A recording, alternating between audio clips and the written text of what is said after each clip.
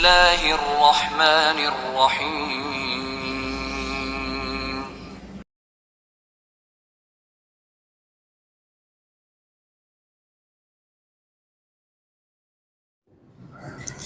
Bismillahirrahmanirrahim. Assalamualaikum warahmatullahi wabarakatuh. Innal hamdalillah nahmaduhu wa nasta'inuhu wa nastaghfiruh wa na'udzu billahi min shururi anfusina wa min sayyiati a'malina.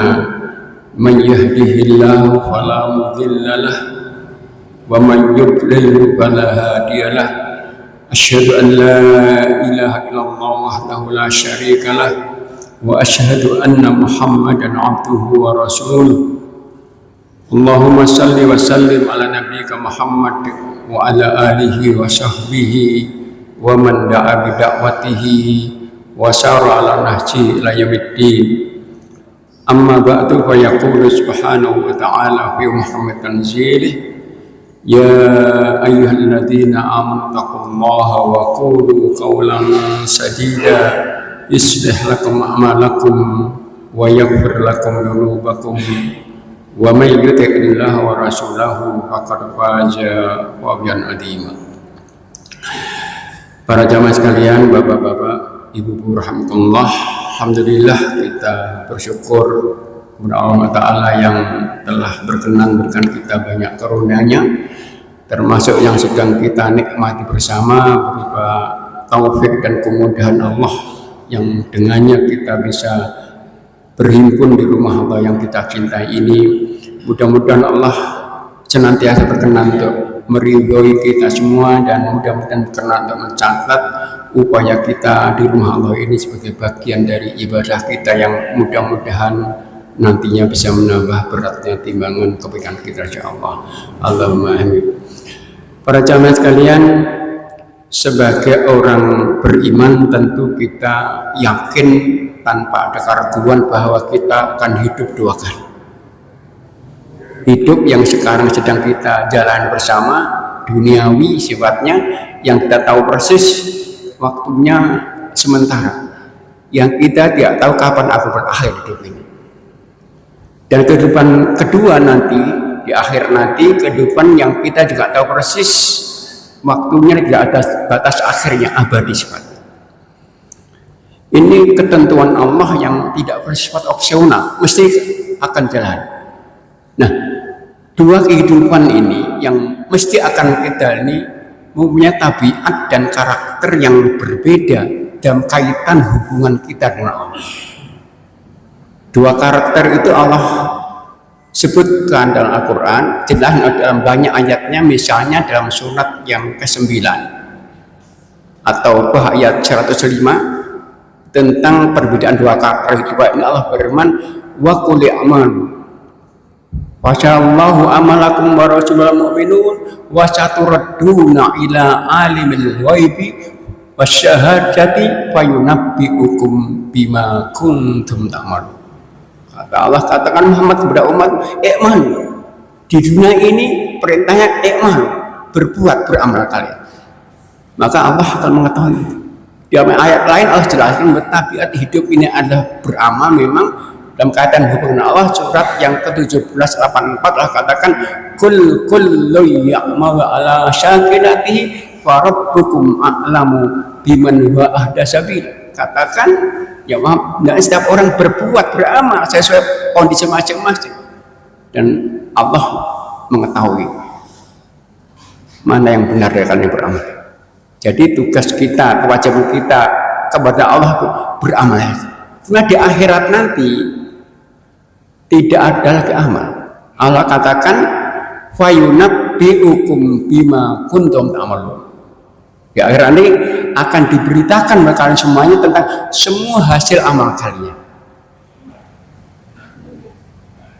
Sehingga dunia ini adalah waktu beramal, di akhirat nanti waktu kita menikmati hasil amal itu. Maka di akhirat itu hanya dua saja, kalau nggak baik ya buruk, kalau neraka ya surga, itu abadi. Dan ini semua ditentukan pada amal-amal dunia ini. Maka dalam nasihat baik dari seorang ulama Imam Madhab Ahmad bin Hanbal rahimahullah beliau mengatakan begini, ad-dunya daru amalin wal akhiratu daru jaza faman ya'mal huna nadimahuna. Dunia inilah waktu kita untuk berbuat, beramal. Di akhirat nanti waktu kita untuk menerima hasil amal itu. Maka siapa yang beramal dunia pasti akan menyesal. Dan amal-amal dunia ini yang sementara, yang sebentar ini yang akan menjadi satu-satunya bekal untuk bisa hidup baik di akhirat abadi itu Allah sebut dengan istilah ibadah. Itulah karenanya Allah katakan dalam surat 5156, wa ma khalaqtul jinna wal insa illa liya'budun. Aku tidak jauhkan jin dan manusia kecuali satu tujuan, agar mereka ibadah di dunia ini. Artinya apa? Ayat ini menghendaki agar semua aktivitas hidup kita beribadah, apapun bentuknya, baik ritual atau non ritual, sholat kita, puasa kita, ya kan, kerja kita, cuma benar ibadah. Itu yang akan menentukan. Nah, untuk kepentingan yang sangat penting untuk kita ini, Allah utus Rasulnya Muhammad SAW untuk menjelaskan bagaimana ibadah itu. Maka ibadah itu hanya dengan mengikuti dan bukan menciptakan. Ibadah itu dasarnya ilmu sebelum ibadah. Kaidah umum ini dalam ibadah, al ilmu qabla ibadah. Ilmu dulu beribadah. Maka ayat pertama turun kepada Nabi kita Muhammad SAW adalah Iqra, sebelum turun kepada beliau ayat ibadah yang itu jauh sekali. Karena itu jamaah sekalian, dalam ibadah itu tidak dikenal istilah learning by doing. Dalam semua ibadah itu, sholat, puasa, zakat, maka di Madinah dahulu ada pasar besar.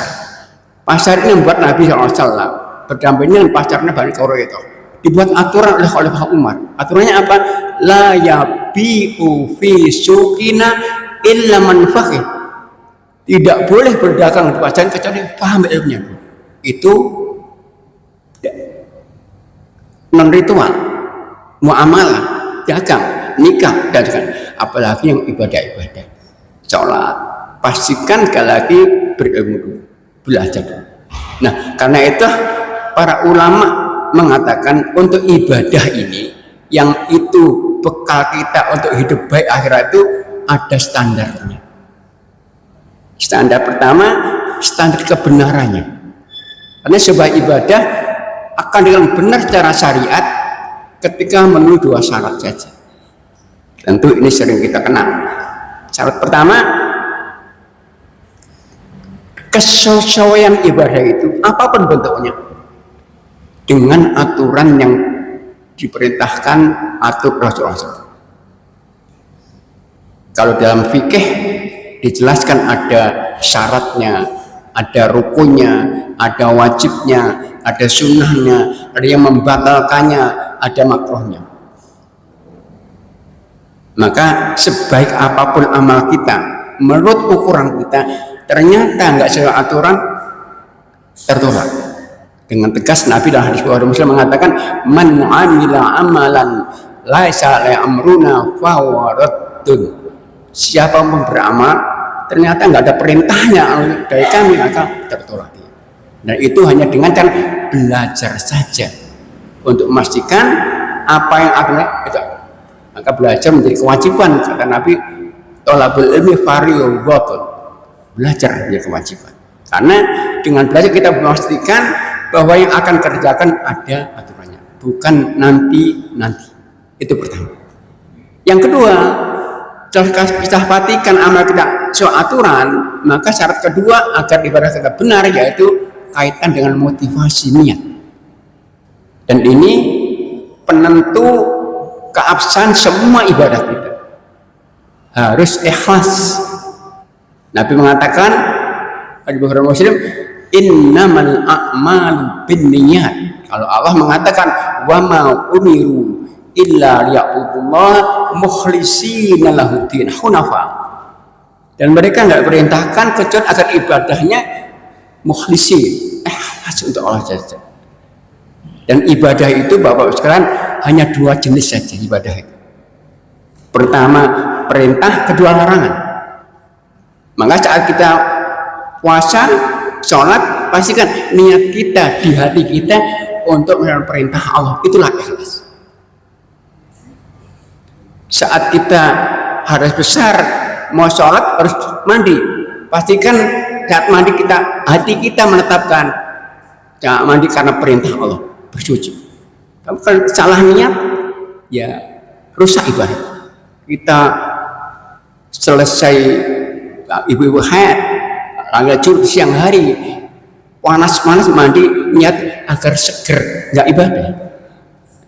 Sama saat kita dikasih orang lain makanan haram bagi kita nggak mau. Kenapa nggak mau? Nggak suka, nggak ibadah. Karena ini larangan Allah, aku tinggalkan Allah. Itu namanya ikhlas. Ibu-ibu sedang haid ini, kenapa nggak puasa, Bu? Harus niat meninggalkan larangan Allah. Justru kalau puasa maksiat kan larangan. Ini niat. Nah, ketika dua syarat terpenuhi, amal kita sesuai aturan, niat sudah ikhlas, maka ibadah dikatakan benar sesuai syariat, sudah benar. Namun yang benar ini belum tentu sempurna. Dan Nabi mengatakan ibadah semuanya harus baik, nggak boleh sebisanya. Hadis Muslim Nabi mengatakan, innallaha katabal ihsana ala kulli syai'. Fa idza qataltum fa ahsinul kitnata wa idza dabahtum fa yudbihata fa yuhajja 'ala syafrata wa yurih dabat. Kata Nabi, sesungguhnya Allah itu mewajibkan ihsan yang terbaik semua dalam semua amal apapun. Bahkan dicontohkan ibadah non ritual. Kalau membunuh yang baik, kalau menyembelih yang baik, bukti baik, prosesnya baik. Kata Nabi apa? Maka pertajam bisunya. Kita ngorok sapi, kambing digorokkan, meskipun pakai pisau yang nggak tajam pun syari benar. Tapi kalau nggak tajam itu berarti nggak ihsan. Bahkan kata Nabi, buat hewan yang akal sebelah itu santai, nggak capek. Nah ini ihsan dalam semua hal. Maka itu suatu saat Nabi pernah mengingatkan sahabat. Ya suatu saat ada seorang sahabat nama Abu Bakar. Abu Bakar itu ya rumahnya nggak jauh dari masjid. Tapi ketika belum merespon panggilan Allah untuk sholat, rupanya tidak responsif. Ketika Nabi sudah mulai sholat, dia baru berlari-lari ke masjid. Lari-lari. Sampai masjid, Nabi sudah rukuk. Maka sahabat dengan takbir ikut rukuk. Belum sampai saf, berjalan menuju dengan terdengar hentakan kaki. Setelah sholat selesai, Nabi tanya, siapa tadi yang lari-lari? Maka Abu Bakar mengatakan, saya Nabi. Nabi mengatakan, zadakallahu hirsan wala ta'ud. Mudah-mudahan Allah memberikan semangat lebih, tapi jangan ulangi. Nah orang lari-lari, sholat, ngos-ngosan nggak ngos. Sama saat infak, zakat harus terbaik saja. Nggak boleh kita infak harta yang bekas-bekas. Dengan tegas Allah panggil kita beriman. Surat yang kedua ayat 267 dalam infak. Kata Allah, ya ayyuhalladzina amanu anfiqu min thayyibati ma kasabtum wa mimma akhrajna lakum minal ardi wa la tayammamul khabitha minhu tunfiquna wa lastum bi akhidhihi illa an tughfiru fi. Baik orang beriman, infaklah kalian dari yang baik-baik saja, tidak pengajaran, dan dari yang keluarkan dari bumi untuk kalian. Dan jangan memilih harta-harta buruk untuk diinfakkan, sementara kalian jadi malas untuk mengambilnya, kecuali dengan mudah yang kita nggak suka, nggak boleh kita infakkan. Bahkan tegas Allah kan kebajikan infak kita itu baru Allah berikan. Kalau infak kita pilihkan dari yang kita cintai saja. Dengan tegas awal juz 4 itu Ali Imran 92 Allah katakan lan tanalul birra hatta tunfiqu mimma tuhibbun. Enggak mungkin kalian mendapatkan kebajikan sampai kalian pilihkan dari yang kalian cintai dari kalian. Dan ini tentunya butuh perjuangan. Kenapa? Masing-masing kita punya hawa nafsu yang kecenderungannya kikir. Allah katakan, innal insana khulaqa halu'a idza masyasalu jadua wa ilakan manua. Itu tabiat manusia, harus kita lawan. Manusia suka yang baik untuk sendiri, untuk orang lain ya. Maka kadang-kadang kita bisa kadang saksikan ketika ada bencana menimpa saudara kita di sebelahnya, anak kita di sini termotivasi untuk menghimpun bantuan. Kadang-kadang himbauannya, tolong himpun pakaian layak pakai diberikan infak untuk Allah. Kadang-kadang ada juga saat-saat kita diminta orang miskin, mungkin kita termotivasi membantunya. Tapi saat kita buka dompet kita, kadang-kadang ada 2 lembar, nggak banyak, sama 5 ribuan, 1 lusuh, yang 1 baru. Kira-kira yang kita berikan yang mana kita? Lan tanal birra yang terbaik untuk Allah ibadah, bukan untuk manusia. Itulah yang Nabi wajibkan, semua ibadah harus terbaik semua. Itu sempurna. Namun yang benar, yang sempurna belum tentu diterima. Untuk enggak sia-sia ibadah kita yang sempurna tadi, maka Allah tetapkan satu syarat khusus. Allah abadikan dalam Quran surat 26 Asy-Syu'ara ayat 87, 88, 89. Dan untaian doa Nabi Ibrahim alaihissalam. Allah berfirman, wala tuhzini yauma yub'atsun yauma la yanfa'u malu wala banu illa man atallaha biqalbin salim. Ya Allah, jangan kau hinakan aku di hari di mana manusia dibangkitkan hari kiamat nanti. Karena hari itu tidak ada manfaat apa-apa, harta, anak, kecuali yang adalah dengan hati yang bersih saja. Jadi untuk diterima ibadah kita yang sempurna tadi, yang pastikan hati kita bersih. Kata kuncinya, bersih itu kaitan dengan hubungan dengan Allah dan hubungan dengan sesama. Jangan pernah punya masalah dengan Allah dan dengan punya masalah dengan sesama. Punya masalah dengan Allah, syirik misalnya, sia-sia deh. Besar atau kecil sama. Dan pastikan kita sudah terbebas dari dosa-dosa. Gak punya masalah, karena lawannya syirik itu lawannya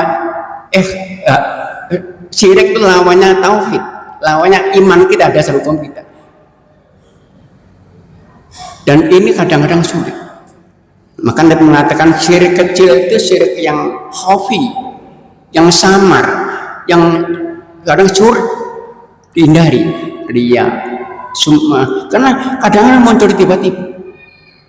Kita sudah dari rumah niat benar hati kita karena Allah, ngajian, niat untuk infak 5.000 saja ikhlas dari rumah. Tapi kadang-kadang saat datang ke tempat kita mau masukkan kotak infak 5.000, tiba-tiba ada terdengar suara hentakan kaki, kadang-kadang pelan-pelan dulu ada orang. Di rumah kita kadang-kadang baca Quran ikhlas, tapi kadang-kadang waktu ada bel bunyi kita keraskan agar didengar. Ini kadang-kadang muncul itu banyak.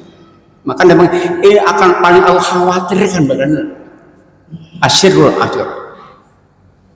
Bersihkan hati kita. Jadi menduakan Allah itu merusak ibadah kita.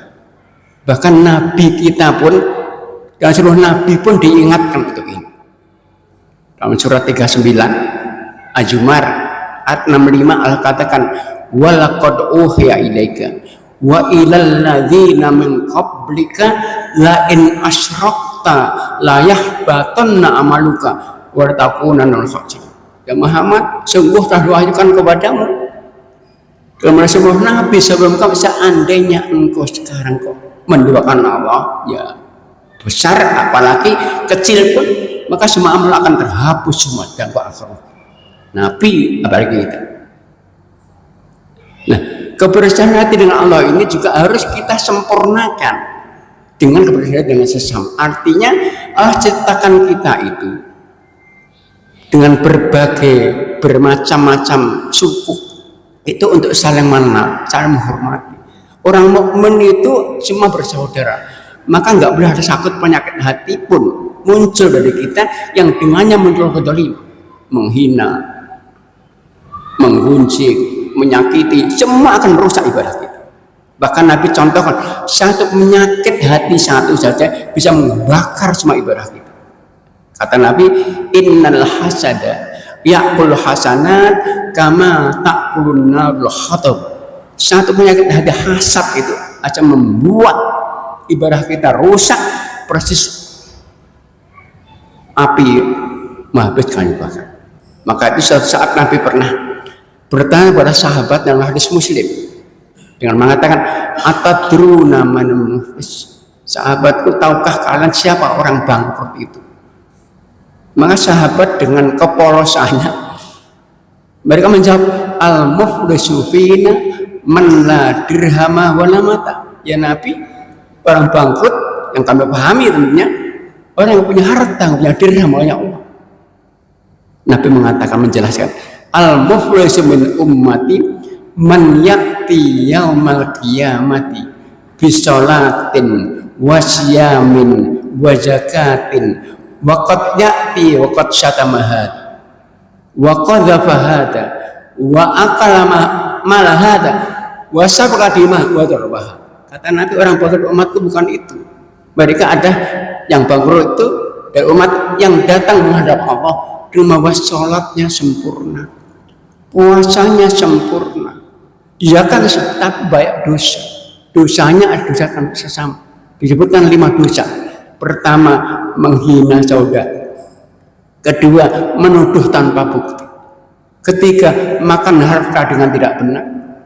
Keempat, membunuh. Dan kelima, memukul. Kata Nabi, yu'to hadha min hasanatihi wa hadha hasan fa in faniyat hasanatu min qabli an yuqta ma'alai. Maka orang ini kebaikannya satu diberikan pada mereka yang celanya.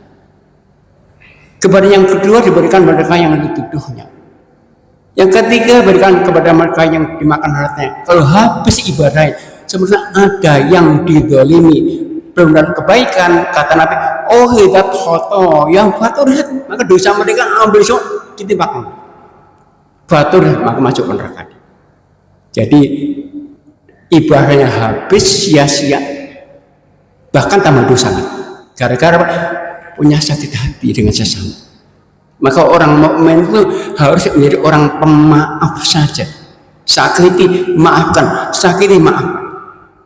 Maka Allah ketika menjelaskan sifat penghuni surga itu, surat yang ketiga ayat 134 Al-Imran 34, Allah katakan, alladzina yunfikuna fis syarra'i wal dharra'i wal kadhina wal afin annas wallahu yuhibbul muhsinin. Penghuni surga itu mereka yang saat dunia senantiasa peduli, infaknya kaya miskin, dan marah ditahan, kendalikan, dan memaafkan orang-orang yang menyakiti. Maka Bapak Ibu sekalian, kalau kita baca Quran telaah, kita nggak akan mendapatkan satu ayat pun yang perintahkan kita untuk minta maaf. Nggak ada, cuma perintah maafkan, nggak ada perintah minta maaf. Maafkan, artinya sakit, maafkan dulu. Kenapa harus sakit maafkan? Kita nggak akan khusyuk ibadah kita. Coba bayangkan Bapak Ibu sekalian, misalnya disakiti nih, sakit luar biasa oleh teman kita, udah datang sholat, kira kita yang kita ingat apa kira? Ingat Allah atau ingat kapan belas itu? Sakit hati kok. Maka di Al-Quran ada satu ayat khusus yang itu jadi pelajaran bagi kita. Ayat itu turunkan kepada sahabat Abu Bakar radhiyallahu anhu. Jadi Abu Bakar radhiyallahu anhu sahabat termulia Abu Bakar. Beliau seorang yang sangat kuat imannya dan sangat dermawan dengan kebaikan. Waktu di Madinah Di Madinah itu banyak orang miskin dalam tanggungan Abu Bakar, banyak sekali. Termasuk keluarga besarnya Mistah bin Uthathah, miskin cuma ditanggung Abu Bakar bertahun-tahun. Tapi suatu saat Abu Bakar diuji lewat ini. Ujiannya apa? Kalau kita baca sejarah tentu tahu. Suatu saat ketika Rasulullah berperang, maka istri yang diajaknya Aisyah. Aisyah ketika Nabi dan sahabatnya perang, diletakkan di tempat yang aman.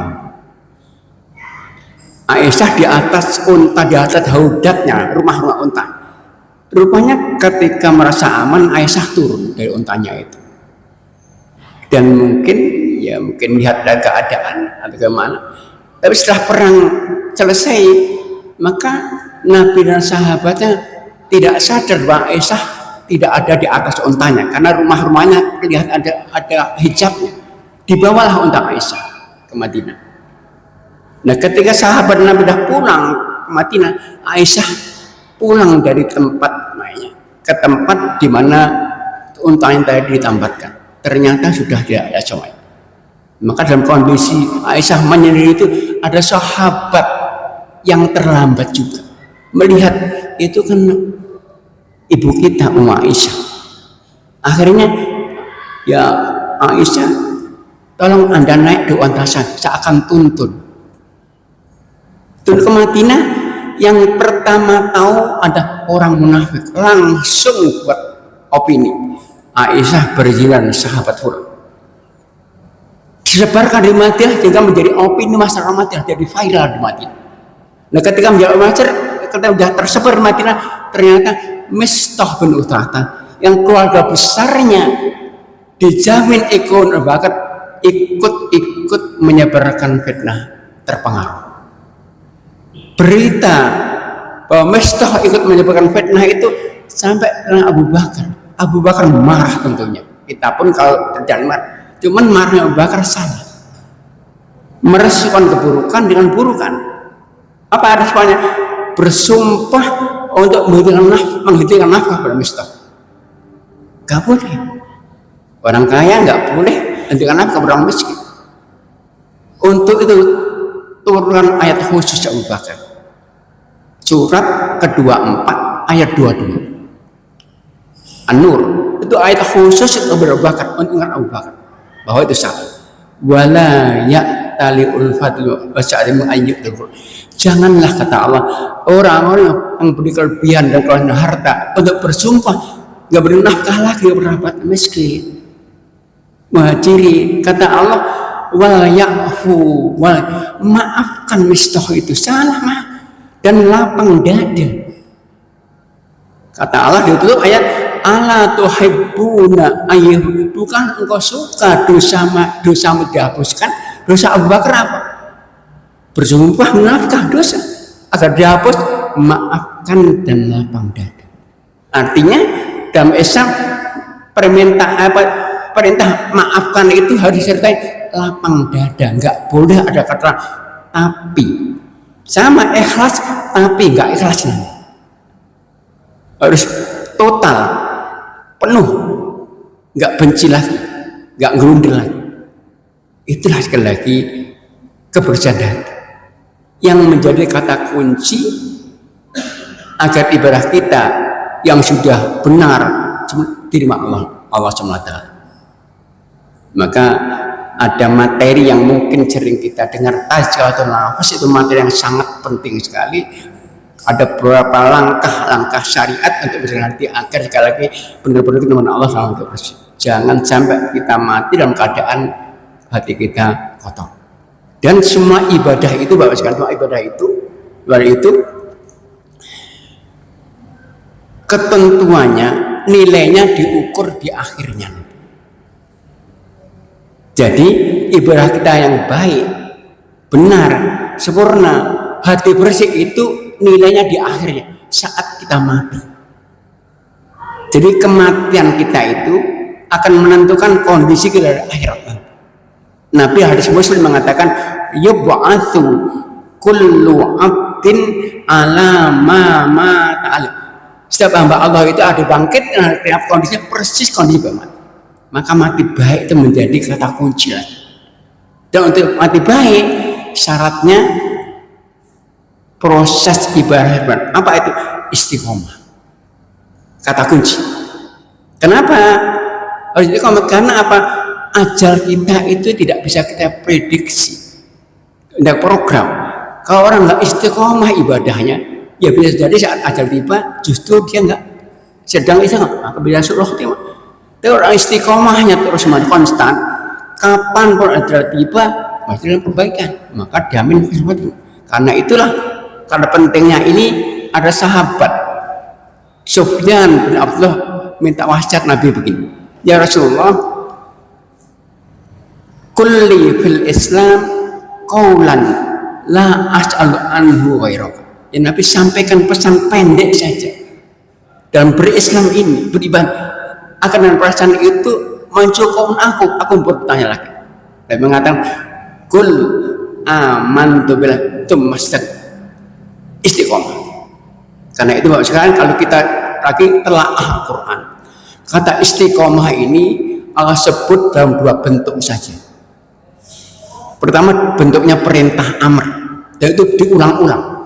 Contohnya surat 11 ayat 112, surat 42, ya banyak. Kata Allah, fastaqim kama umirta wa man tabama. Istiqomah kalian dengan perintah, ini perintah. Nah perintah itu hukum asalnya wajib. Yang kedua, Allah sebut istiqomah dalam bentuk khobar. Dan itu 2 kali saja. Kalau perintah banyak, khobar 2 kali saja. Surat 41 ayat 30 Fusilat, dan surat 46 Al-Aqaf ayat 13-15. Allah katakan begini, innalladzina qalu rabbunallahu tsumma istaqamu fala khaufun alaihim wa lahum yahzanun ulaika ashabul jannati khalidina fiha jazaa'an bima kanu ya'malun. Jadi Allah sebut kata istiqomah dalam bentuk kebiasaan, karakter ya. Khobar itu karakter. Maka Allah sebut langsung penghuni surga. Karena mesti husnul khotimah. Maka Allah kata nanti juga mereka yang mengatakan Rabb kami Allah. Dan mereka istiqomah dengan konsekuensi ucapannya, ibadah terus menerus, maka mereka nggak akan takut sedih. Kenapa? Mereka akan menjadi penghuni surga kekal abadi sebagai balasan atas istiqomah. Jadi istiqomah itu Allah sebut dalam bentuk berita, kebiasaan, sebut dua-duanya penghuni surga. Karena apa? Jaminan husnul khotimah. Nah, untuk istiqomah tentunya bukan perkara yang gampang, berat. Maka para ulama mengatakan untuk istiqomah itu paling tidak ada 3 upaya kita. Pertama, pastikan ibadah kita tadi benar, sempurna, hati bersih, pastikan itu. Yang kedua, kondisi manusia sebaik apapun itu imannya fluktuatif. Al-iman yazidu wa yanqus. Nah, agar iman kita ketika turun segera naik lagi, maka upaya kedua, pastikan lingkungan di mana kita hidup ini yang baik, teman kita teman yang baik. Itu menentukan. Karena manusia itu tabiatnya labil, mudah terpengaruh. Pastikan teman kita pilihan saja. Untuk itu Nabi mengatakan, al-mar'u ala dini khalili fa yandur man yukhal. Agama orang itu tergantung pada temannya. Makanya saya memilih siapa yang utama. Di rumah kita pastikan anak, istri, suami, teman yang baik, yang siap mendukung saat benar, mengingatkan salah, semangat saat kita lemah. Teman di kerja kita pastikan ini menentukan agar kita konstan, karena iman kita turun, naik turun. Nah, saat turun teman baik diingatkan, disupport, itu yang kedua. Yang ketiga, upaya untuk ibadah dengan baik tadi, memilih teman yang baik itu adalah ikhtiar manusia, nggak ada jaminan. Maka sertakan kedua ikhtiar tadi dengan satu ibadah, doa dan doa. Doa itu adalah ibadah yang sangat mulia. Allah itu sangat-sangat cinta kepada hamba yang doa. Karena orang doa itu butuh, Allah suka hambanya butuh. Maka Nabi doa diulang-ulang. Dan banyak doa yang Allah dan Nabi ajarkan, doa untuk istiqomah. Di antaranya surat yang ketiga ayat 8. Rabbana la tuzigh qulubana ba'da hadaitana wa hab lana min ladunka rahmah innaka antal. Itu doa untuk istiqomah. Atau doa yang Nabi ajarkan mungkin kita hafal. Allahumma ya muqallibal qulub tsabbit qalbi ala dinik wa ya musarrifal qulub sarrif qalbi ala ta'at. Ya Allah, zat yang bolak-balikkan hati, teguhkan hati pada agama. Zat yang mengarahkan hati, arahkan untuk taat kepada-Mu. Ini upaya agar kita bisa istiqomah, yang itu kata kunci agar kita berhusnul khotimah. Itu sama sekali. Itu yang mungkin disampaikan. Ada waktu yang mungkin cukup, yang mungkin ada yang ingin menambahkan, bertanya, mungkin bisa kita saling bermasukan untuk kesemuanya. Untuk sementara saya cukupkan. Monggo kalau ada yang ingin menambahkan, silakan.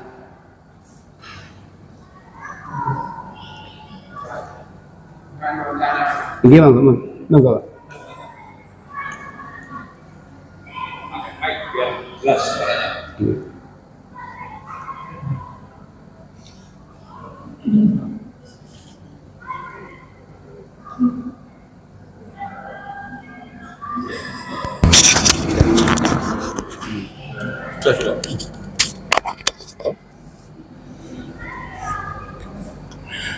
Assalamualaikum Waalaikumsalam warahmatullahi wabarakatuh. Ustaz, kami menanyakan, di awal kami diterangkan bahwa orang yang meninggal nanti kalau